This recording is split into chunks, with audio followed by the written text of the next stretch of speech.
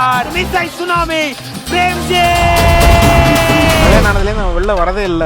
ஆஹா நீயோ போய்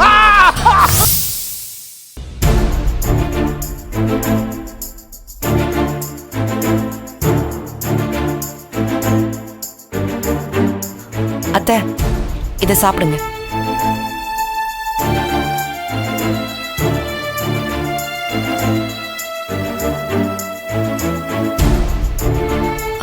ரம்யா நீயாச்சும் சாப்பிடுவா.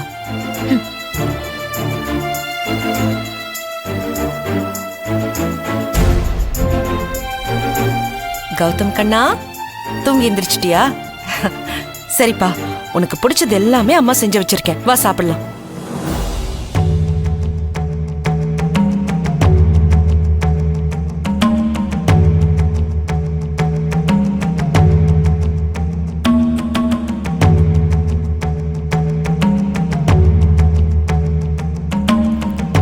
மதி மதி நீயாவது. ஏய் என்னாச்சு உங்களுக்குலாம்? அவன் என்ன கூப்பிட்டா திரும்பி கூட பார்க்காம வாசல்ல உட்கார்ந்துட்டு இருக்கான். அவன் உன்கிட்ட மட்டும் இல்ல என்கிட்டயும் சரியாவே பேசல, பழைய மாதிரி ஆயிட்டான். எப்ப பார்த்தாலும் எதையாவது யோசிச்சுட்டு அமைதியாவே இருக்கான்.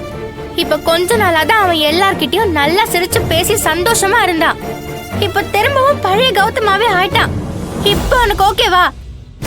என்ன மதி நீயும் என்ன புரிஞ்சுக்காம பேசிட்டு இருக்க? இதெல்லாம் நான் உங்களுக்கு எப்படி சொல்லி புரிய வைக்கிறது? யாரும் எங்களுக்கு எதுவும் சொல்லி புரிய வைக்க வேண்டாம். நாங்களும் யார்கிட்டயும் பேசல, இப்படியே அமைதியாவே இருந்துக்கிறோம். நானும் கௌதமும் முடிவு பண்ணிட்டோம். மதி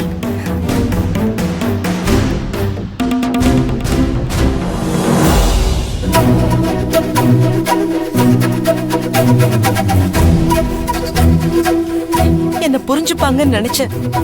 ஏன் பசங்களே என்ன புரிஞ்சுக்கல. இனி யார நான் என்ன சொல்றது? என்ன ஏன் கடவுளே இப்படி சோதிக்கிற?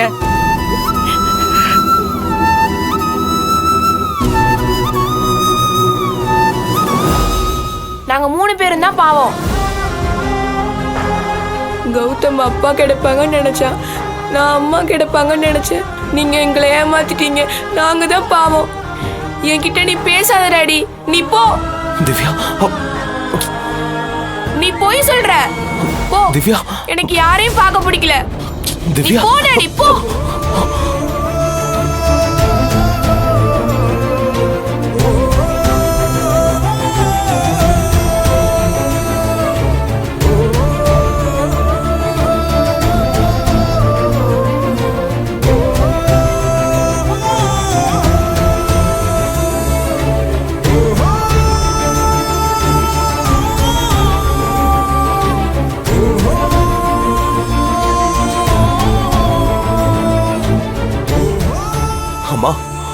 திவ்யா என்கிட்ட கோவப்படுறா, பேச மாட்டேன்னு சொல்றா, என்ன வெளியே போக சொல்றா. நான் என்னமா தப்பு பண்ண? சொல்லுமா, நான் என்ன தப்பு பண்ண?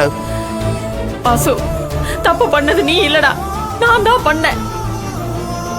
வினோதனிக்கு உனக்கும் கல்யாண ஏற்பாடு பண்ண பாரு, அது நான் பண்ண தப்புதான். திவ்யா கோவப்படுறான்னு சொல்றியே, அவ பக்கத்துல இருந்து கொஞ்சம் யோசிச்சு பாருடா. அவ கோவத்துல நியாயம் இருக்கும். எல்லாம் என் தலை எழுத்து. என் மகன் கஷ்டப்படுறது மட்டும் பாத்துட்டு இருக்கணும்னு. ஆனா ஒண்ணுடா வாசு, உனக்கு உன் மகன் மேல அக்கறை இருக்கோ இல்லையோ, என் பேத்தி மேல எனக்கு அக்கறை இருக்கு. நான் யாருகிட்ட என் பேத்தியை விட்டு கொடுக்காம என் பக்கத்திலேயே நான் வச்சுக்க வேண்டாம். என்னமா நான் ஏதோ தப்பு பண்ண மாதிரியே பேசுறீங்க? ஆமாண்டா, தப்புதான். இப்ப வரைக்கும் அந்த வினோதினி பத்தி எதையும் பேசாம இருக்கிற பாரு, அது தப்புதான். மண்டபத்தை விட்டு அவ போறேன்னு சொல்றப்போ அவகிட்ட நீ ஒரு வார்த்தை கூட பேசல. போறவள நீ தடுக்கவும் இல்ல. சரி இப்படி பண்ணிட்டு போயிட்டாளேன்னு ஒரு 4 வார்த்தை அவளை திட்டவாது செஞ்சியாடா? அதுவும் இல்ல. ஐயா சாமி, அவ முழு விருப்பம் இல்லாம மண்டபத்துக்கு வந்துட்டானே இருக்கட்டும், மணமேடை ஏறி தாலி வாங்குற வரைக்கும் வந்துட்டாளடா, அப்புறம் ஏத்துக்க வேண்டியதானே? எதுக்காகடா இப்படி நம்ப வச்சு கொழுத்து அறுக்கணும்? அம்மா, அவங்களுக்கு விருப்பம் இல்லைன்னு சொல்றப்போ நான் என்னமா பண்ண முடியும்? நீங்க என்ன சின்ன வயசுல இருந்தே பொண்ணுங்களை மதிக்கணும்னு சொல்லி சொல்லிதானே வளர்த்தீங்க. அப்படி இருக்கிறப்ப அவங்க உணர்வுக்கு மதிப்பு கொடுக்காம என்ன என்ன பண்ண சொல்றீங்க?